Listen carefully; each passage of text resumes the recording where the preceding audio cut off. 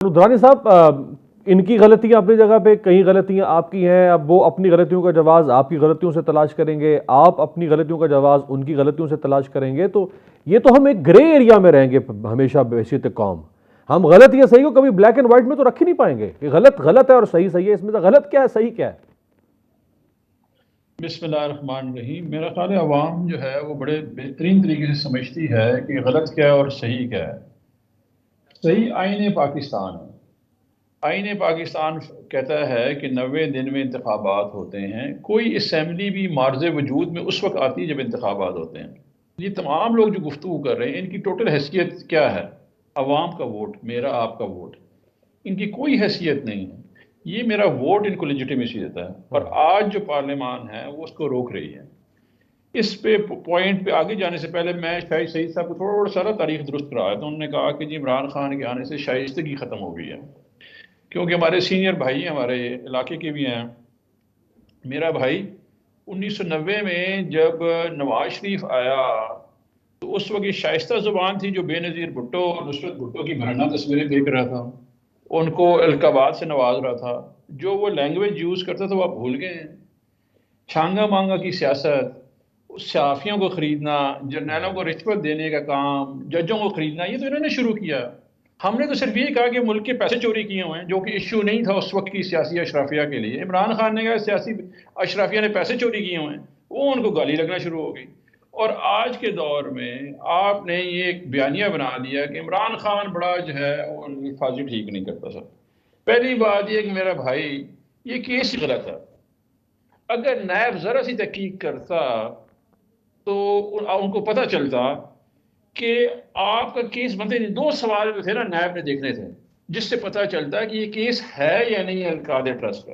ٹھیک ہے جی، وہ یہ دیکھتا 2 سوال کہ جی کہ اونرشپ ٹرسٹیز کے پاس ہے کہ انڈیویجولز کے پاس ہے، کہ ٹرسٹی ہیں یا نہیں.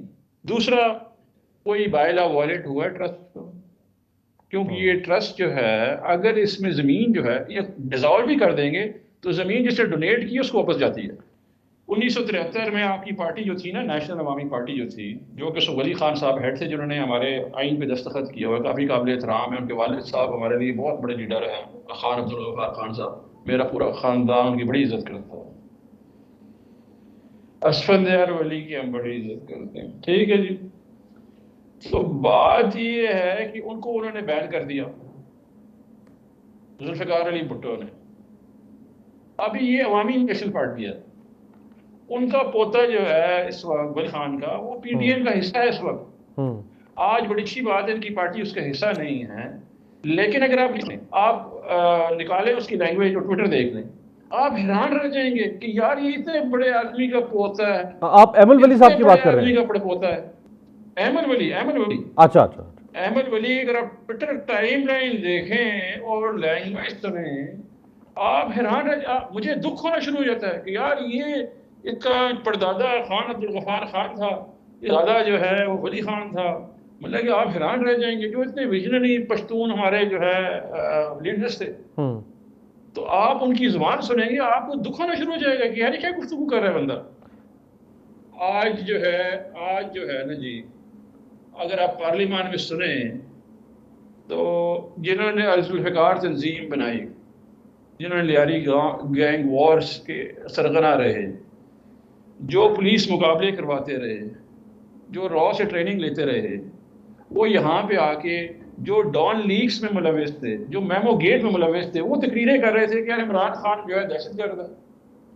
مطلب کہ وہ ہماری کوئی بیسک انٹیلیجنس کو آپ چیلنج کر رہے ہیں پاکستان کی سوشل میڈیا کے دور میں. لیکن وہ را والے تو آپ کے اتحادی بھی بن گئے نا، ایم کیو ایم والے. دورانی صاحب آپ بھی اسی کابینہ میں تھے نا؟